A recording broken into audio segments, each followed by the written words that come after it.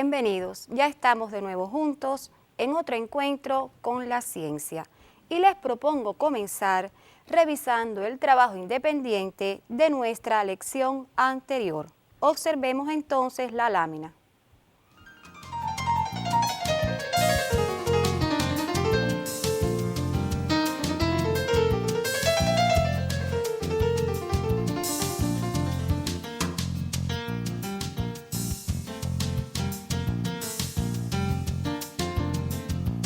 Bien, ustedes debían de analizar qué le ocurrió a la población de langostas entre los años 1996 y los años 1998. Pues como ustedes observan en la gráfica, la población de langosta en ese periodo aumentó considerablemente y precisamente debido a que las condiciones fueron óptimas en ese tiempo. Llega un momento en que la población llegó a ser tan grande, como ustedes pueden observar en la gráfica, que comienzan precisamente a decaer las condiciones ambientales externas. Se hicieron desfavorables, por supuesto, para el desarrollo, la reproducción. Comienza una sobreexplotación de los recursos, comienza la competencia entre ellos y entre otras especies diferentes, o sea, otras poblaciones que también forman dicha población. En un momento determinado, la población de langostas comienza precisamente a disminuir. Al cabo de un tiempo, la población se estabiliza de acuerdo a las nuevas condiciones existentes. Este es precisamente el análisis que ustedes debían de haber realizado para responder la pregunta del trabajo independiente.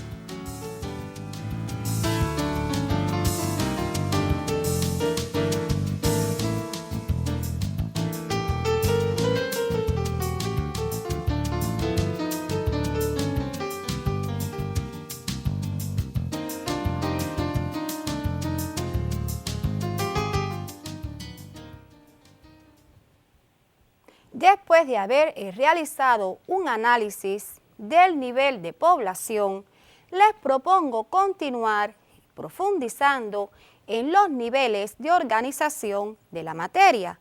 Precisamente hoy vamos a adentrarnos en el nivel de comunidad.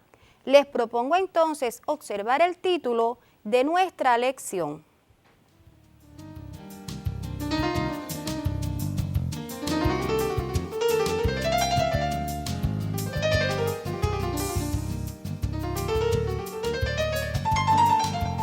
Unidad número 4. Niveles de organización de la materia. Lección 7. Nivel de comunidad, características.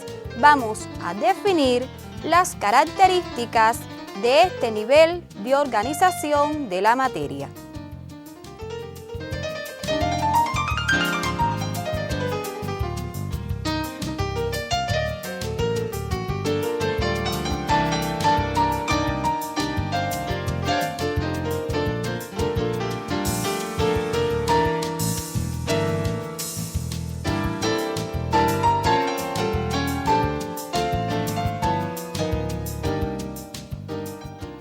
Vamos a comenzar conociendo a qué llamamos nivel de comunidad.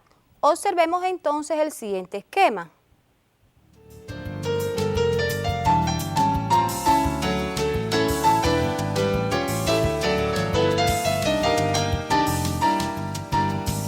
Están observando ustedes el esquema que representa las características de la comunidad. Observen qué ocurre dentro de la comunidad con el nivel de población. Observen ustedes cómo va a estar formado precisamente por poblaciones, pero que éstas van a ser diferentes. Les propongo entonces un tiempo para que ustedes observen el esquema y que elaboren el concepto de comunidad.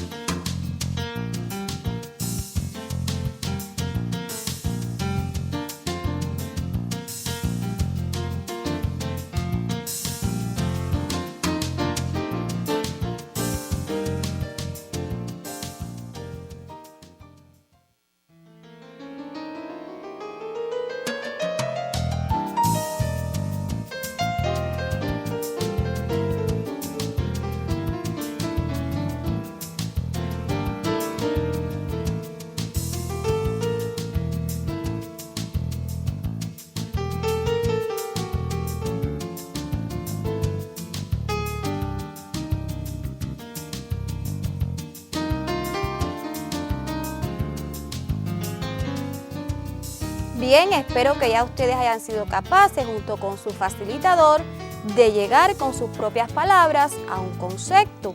Vamos entonces a comprobar. Comunidad: conjunto de poblaciones de diferentes especies que habitan en un área determinada y se encuentran en mutua interacción y dependencia. Precisamente en el esquema anterior, nosotros pudimos notar todas estas características. Los invito ahora a que comprueben el concepto.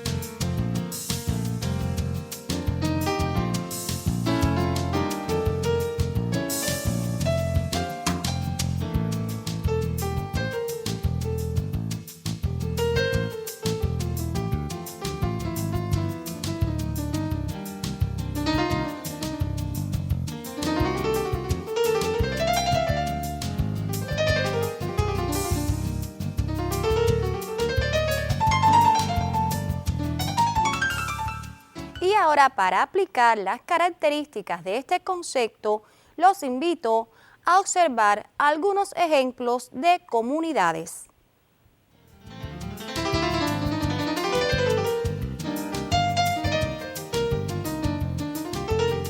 Están observando una comunidad de playa. Se distingue no solo por su tipo de suelo, sino también por las diferentes especies que en ellas habitan.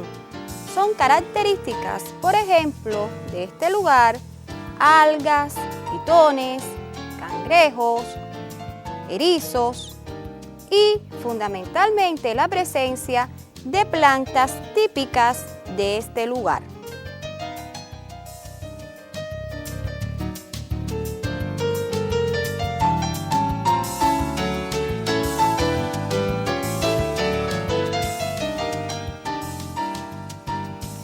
Observen ahora una comunidad de pinos.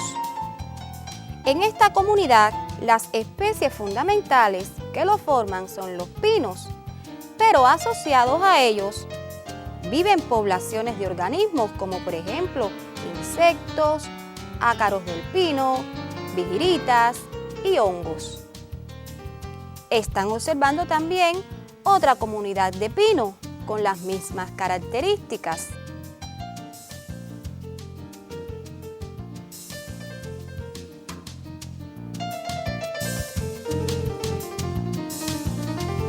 Ahora están observando una comunidad de sabana, o sea, con las especies o seres vivos típicos de esta comunidad que se encuentran interrelacionados entre sí y con mutua dependencia.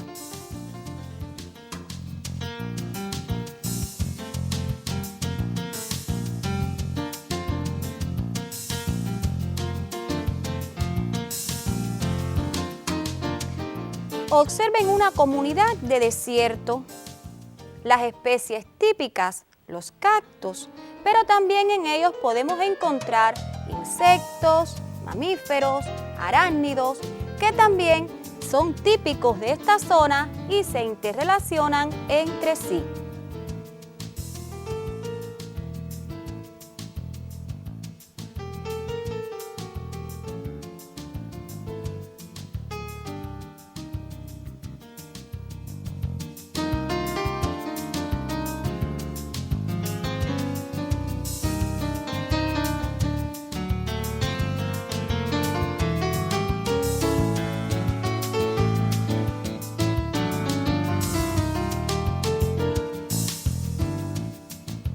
observen ustedes una comunidad de selva con las características propias de esta zona.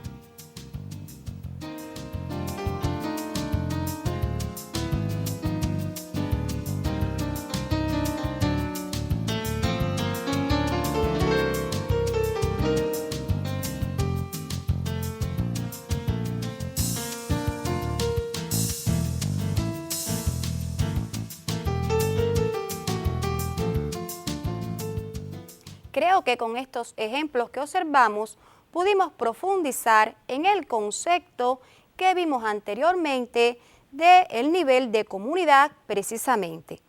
En el nivel de comunidad, los organismos, los seres vivos que lo conforman, se interrelacionan entre sí unos con otros y precisamente a esta relación se le denomina relaciones interespecíficas. Los invito ahora a conocer los tipos de relaciones interespecíficas que se establecen en una comunidad.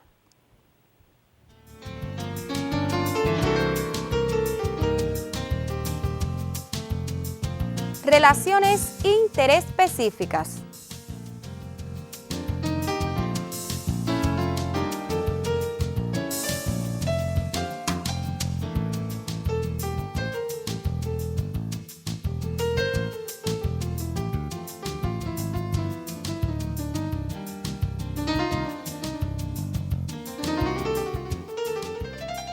Tenemos el primer ejemplo de relaciones interespecíficas, el mutualismo. Es la asociación entre dos especies que tienen efectos beneficiosos para ambos. Tienen un ejemplo, la relación entre la hidra verde y algas que viven en su interior, donde ambas especies se benefician en esta relación.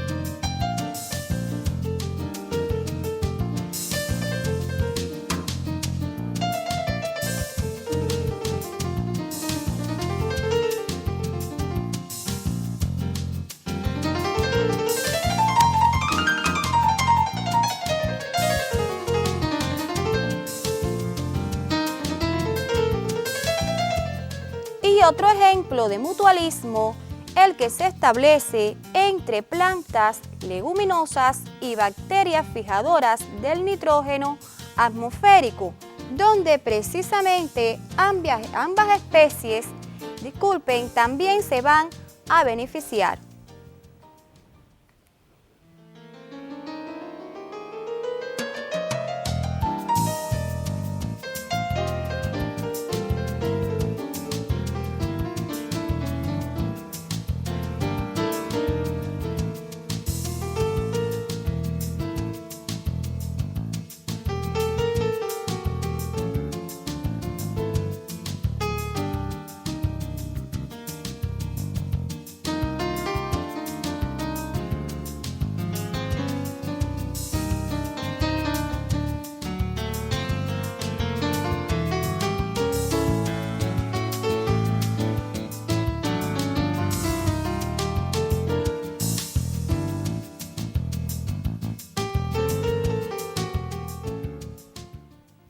los invito a observar en un pequeño material una relación de mutualismo que se establece entre las termitas y las triconinfas que viven en el tracto digestivo del ganado vacuno. En este episodio de La vida invisible de la Tierra exploraremos la larga relación entre los microorganismos y los organismos multicelulares y la variada naturaleza de estas relaciones. En su mayor parte, nosotros y otros organismos multicelulares gozamos de una relación mutuamente benéfica con los microorganismos. Por ejemplo, las bacterias que residen en mi intestino grueso me ayudan a descomponer alimentos y a fabricar importantes vitaminas. Y sucede casi lo mismo con las vacas de aquí. Sin microbios en sus tractos digestivos, rumiantes y herbívoros como las vacas, no tendrían la capacidad de descomponer la celulosa y convertirla en la carne y los productos lácteos que ustedes y yo consumimos. Ahora, supongo que las vacas podrían haber evolucionado la capacidad de producir los catalizadores necesarios para descomponer la celulosa, pero el hecho es que no lo hicieron. En lugar de eso, consolidaron una relación con los microbios que pueden descomponerla y convertirla en ácidos orgánicos utilizables. En la Universidad Estatal se están realizando estudios que se concentran en las relaciones mutuamente beneficiosas entre los microbios y los organismos multicelulares. El doctor John Brennan, que es un profesor de microbiología que participa de estos estudios. Hola, doctor. Hola, Jim. Creo que voy a pasar por alto estrecharle la mano. No puedo más que notar, y quiero hablar con usted acerca de la relación entre los microbios y la vieja Bessie. Y me sorprende este adminículo en su lomo. ¿Qué está pasando aquí? Dígame, doctor. Jim, esto se llama fístula y es una abertura quirúrgicamente implantada, en efecto, que permite que uno pueda observar y recoger contenidos del rumen. ¿Quiere recoger algo del fluido del rumen? Oh, me encantaría, pero creo que mejor me colocaré mi delantal de laboratorio. Parece complejo. ¿Para qué se coloca un acceso de este tipo cuando, si tenemos paciencia, aparecerá el producto por otro extremo? El rumiante se alimenta de hierbas y, como sabe, las hierbas tienen celulosa. Esto lo sabía, ¿verdad? Así es. Pero el rumiante no tiene enzimas propias. Las celulasas, para degradar la celulosa y otros polisacáridos de las plantas, de modo que se produce lo que se llama una fermentación pregástrica. En otras palabras, antes de la fermentación estomacal que tiene lugar en el rumen, que tiene una capacidad de unos 100 litros. De modo que el rumiante, como puede ver, se alimenta de forraje aquí y lo masca en pequeños trozos que luego pasan al rumen del animal. Y luego una diversidad de microorganismos. Una densa comunidad de microbios lleva a cabo una digestión o una descomposición de polímeros vegetales como la celulosa y los convierte en ácidos grasos, orgánicos, que el animal puede entonces llevar desde el rumen hasta el flujo sanguíneo y así usarlo como fuente de energía. Interesante el mutualismo, ¿verdad? Los invito entonces a continuar con las relaciones interespecíficas.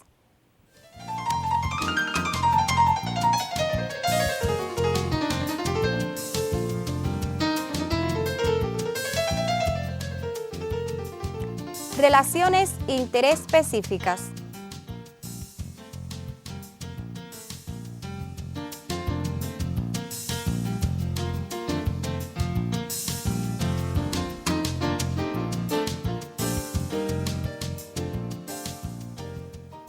Otro ejemplo es el comensalismo. Es cuando una especie se beneficia y la otra no se perjudica. Tenemos un ejemplo que es el pez pega y el tiburón. En este caso, aquí el pez pega se adhiere a la región ventral del tiburón y es transportado de un lugar a otro y se alimenta de los restos de las presas que ingiere el tiburón. En este caso, el tiburón no se perjudica con esta relación.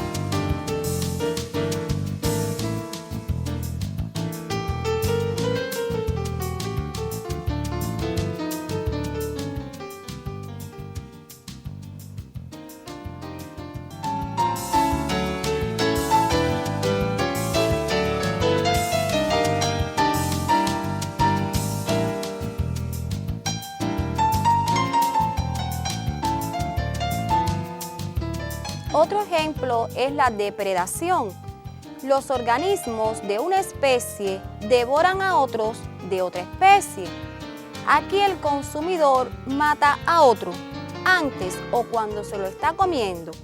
Este es el depredador y el otro, por supuesto, es la presa. Hay que señalar que el número de presas y depredadores puede fluctuar mucho en una comunidad. Si la presa es abundante, el número de depredadores, por supuesto, aumenta. Entonces la población de presas se reduce. Muchos depredadores mueren de hambre. Cuando el número de presas vuelve a aumentar, pues comienza de nuevo el crecimiento de los depredadores. O sea que aquí ustedes pueden observar la relación que se establece de dependencia dentro de una comunidad en los organismos.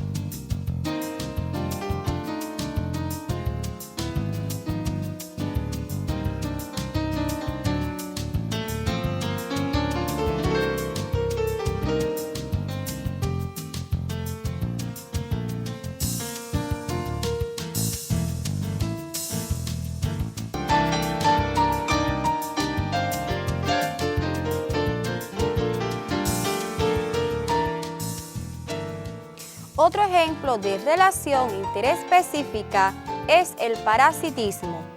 Las especies parásitas viven a expensas de otras, o sea, los hospederos, a los que ocasionan daños. Por ejemplo, la giardialambia, hongos parásitos como la tiña, que pueden ocasionar enfermedades infecciosas. Tanto las plantas, los animales y el hombre pueden ser parasitados.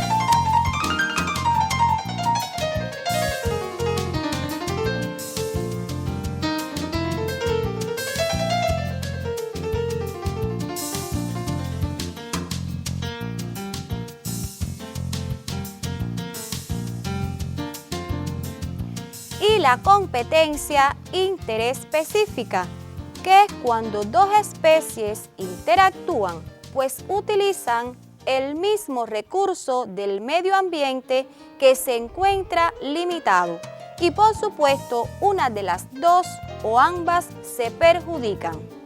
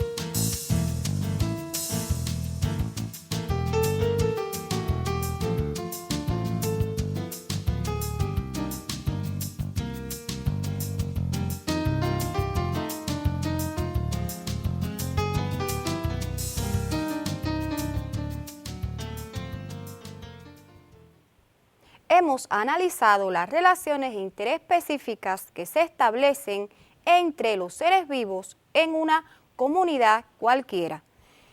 Las especies entran en competencia no solamente por el alimento, también lo hacen por el agua, la luz, el espacio vital, los nidos, los refugios, es decir, por todo aquello que pueda influir en su bienestar. Y por tanto les propongo una curiosidad relacionada con este aspecto.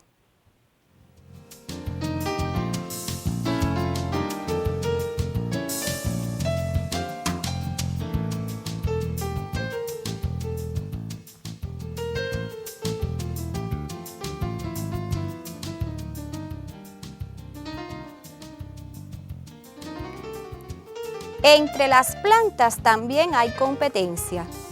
Las hierbas y los árboles compiten por la luz, las sustancias nutritivas del suelo y el agua.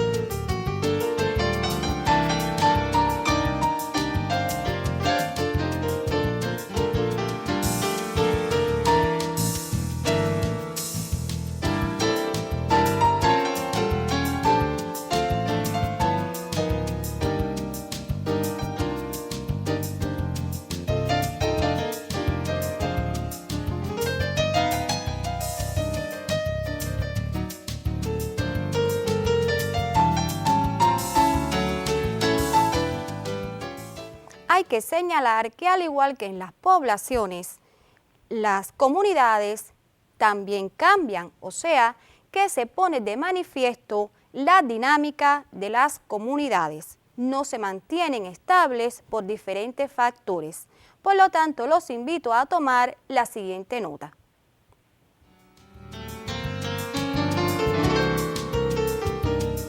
El equilibrio en las comunidades se manifiesta fundamentalmente en que las poblaciones que las integran interactúan y viven acopladas, pues encuentran condiciones favorables y disponen del alimento y la energía necesaria.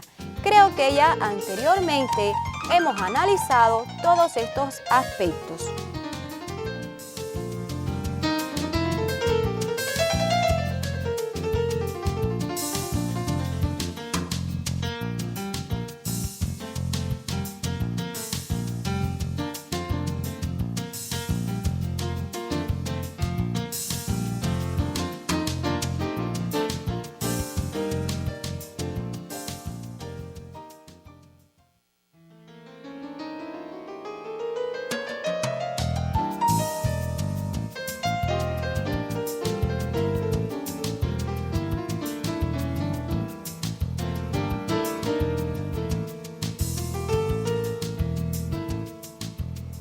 Todo esto que hemos planteado permite el aumento del número de organismos en cada población y es un indicador que demuestra el desarrollo y el equilibrio de la especie en la comunidad.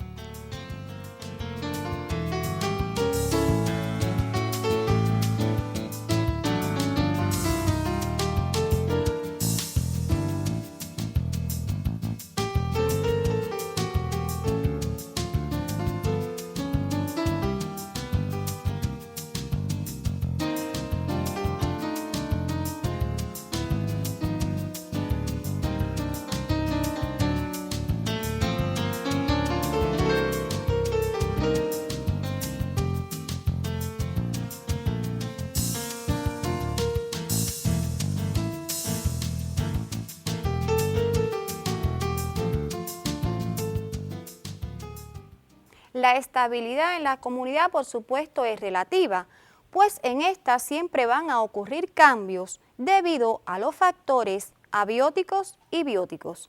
Expliquemos esto mediante un ejemplo.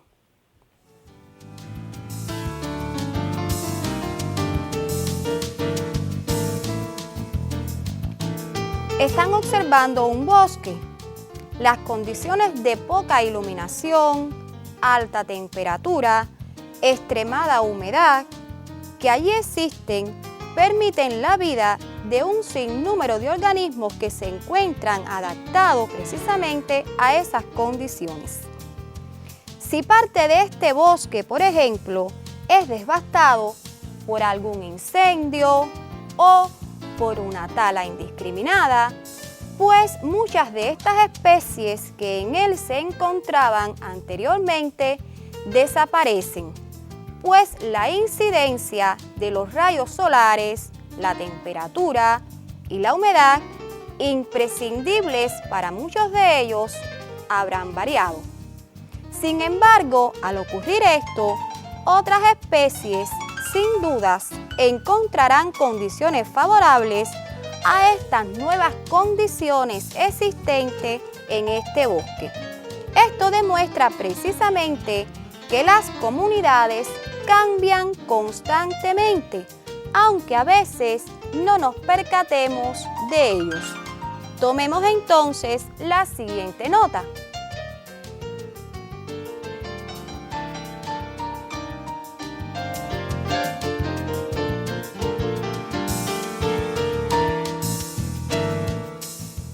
Las comunidades cambian por diferentes factores que ya analizamos en el ejemplo anterior, aunque a veces no nos percatemos de ello.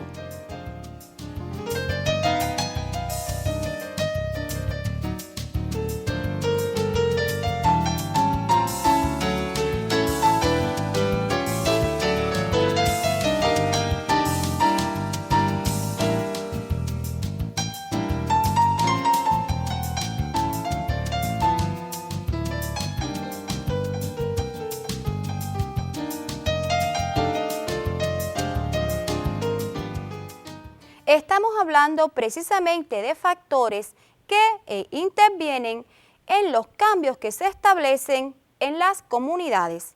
Conozcamos algunos de ellos.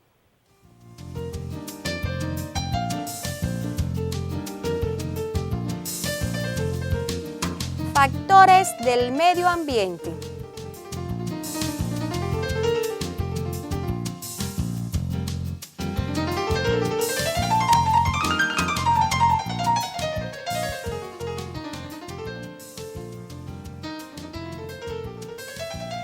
Erosión, el clima, el drenaje insuficiente del suelo, la actividad constante de los organismos. Aquí estamos observando un grupo de factores abióticos y bióticos.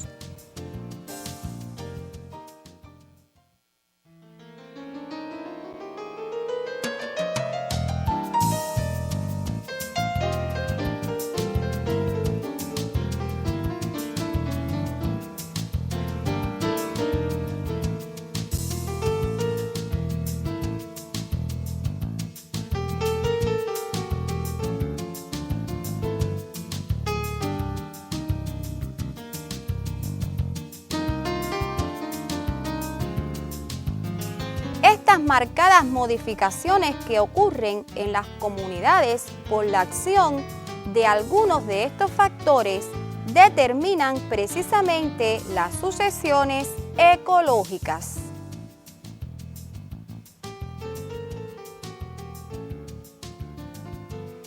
Sucesión ecológica: sustitución de la comunidad existente por otra nueva. Por ejemplo, cuando una laguna pasa por distintas etapas que se suceden y como consecuencia se transforma en una comunidad de pantano. O sea, que aquí ocurrieron cambios sucesivos.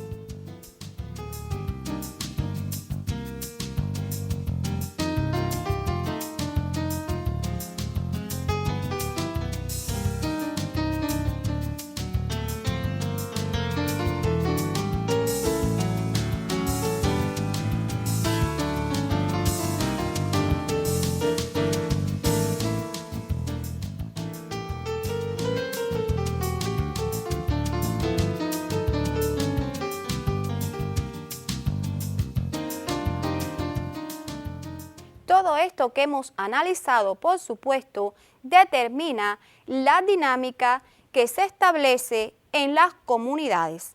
Ahora los invito al momento de recordar lo aprendido.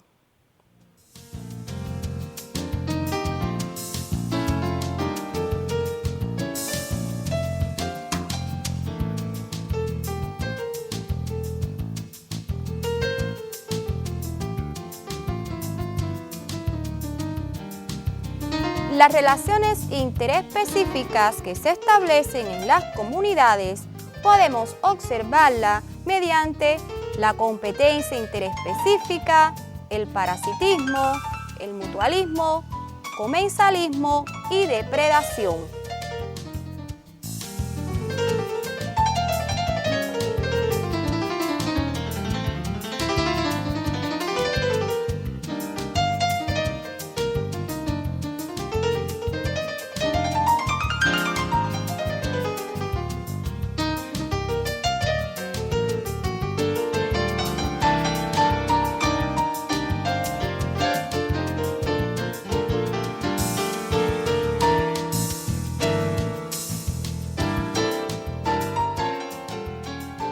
En la dinámica de las comunidades influyen los factores abióticos y bióticos.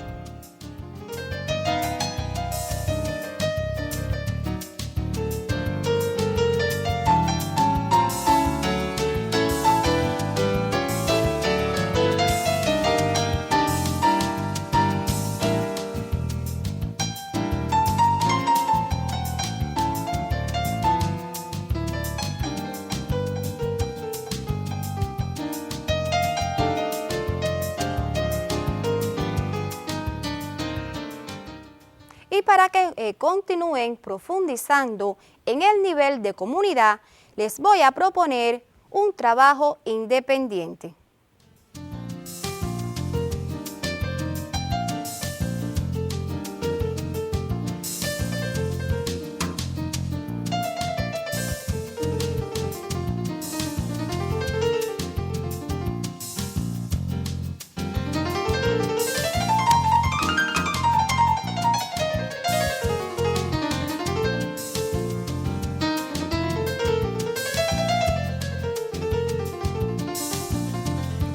En condiciones naturales, en un área determinada de un bosque tropical, los ecólogos observan que comienza a disminuir la población del gavilán del monte, así como las poblaciones de plantas herbáceas y venados.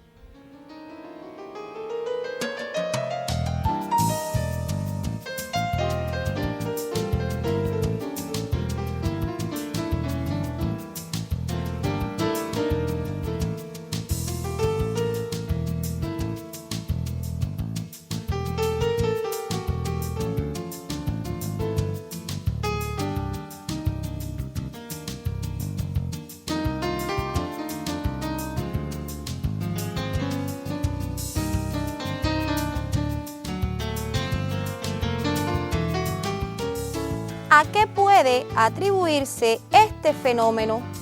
¿Y qué tipo de relación se establece entre el gavilán y el venado? O sea que aquí ustedes tienen precisamente que determinar el tipo de relación interespecífica que se ha establecido en esta comunidad y qué ocurrió precisamente con esas especies.